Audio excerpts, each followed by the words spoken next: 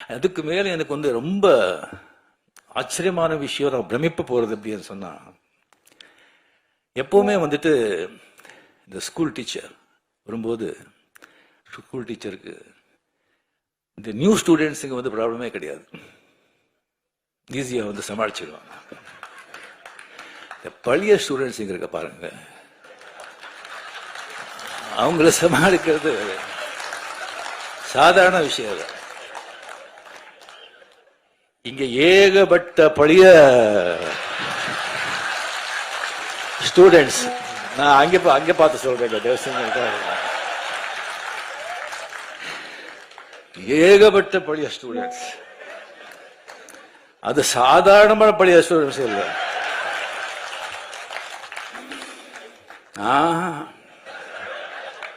அசாத்தியமானவங்க.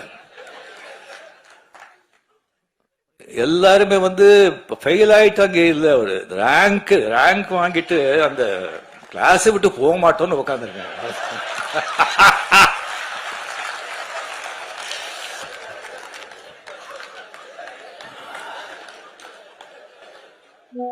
கலைஞரோட வந்து தம்பி சின்ன வயசுல இருந்தெல்லாம் பார்த்து இதுக்கு இருக்கிறவங்க வந்து அவங்களெல்லாம் சமாளிக்கிறது சாதாரணங்க. ஒருத்தர் வேண்டாங்க, துரைமுருகன் சொல்லி ஒருத்தர் இருக்காரு, கலைஞர் கண்ணிலேயே மருளிட்டு ஆட்டினவர் அவரு.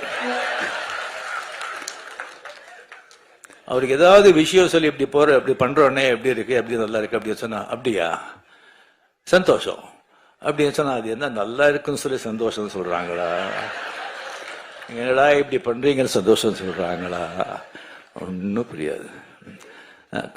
Stalin sir, hats off to you.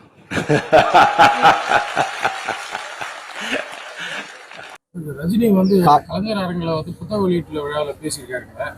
ஒரு அதை வந்து அவரு அது திமுகவுடைய அவர் பிரதிபலிப்பு மாதிரி தெரியுதா? நீங்க அதை எப்படி என்ன நேற்று எதுனா ரஜினிகாந்த் அவர்கள் அமைச்சர்கள் கலைஞர் வச்சு ஸ்டாலின் ரொம்ப கஷ்டப்படுறாருன்ற மாதிரி ரஜினி கண்ணுக்குள்ளே வரல விட்டு, அதே மாதிரிதாங்க மூத்த நடிகர்கள் எல்லாம் வயசாகி போய் பல் உழுந்து போய் ஜாரி வளர்த்து சாகர நகைகள்லாம் நடிக்கிறதுனால இளைஞர்களுக்கு வாய்ப்பு இல்லாம இருக்கா சொல்றதுக்கான விவகாரத்துல வந்து மத்திய அரசு சொல்றது எவருக்கு ஈஸி.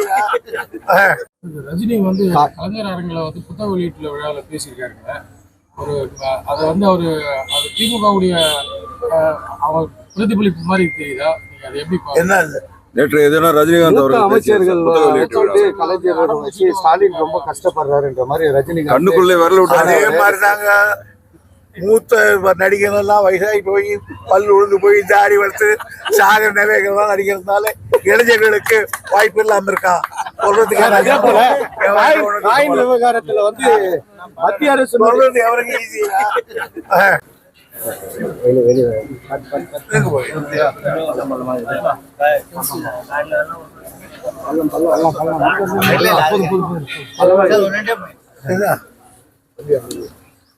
நீர்நிலைகள் தமிழகம் முழுவதும் ஆக்கிரமிப்பு அகற்றவில்லை அப்படின்னு சொல்லி உயர்நீதிமன்றம் சொல்றாங்க.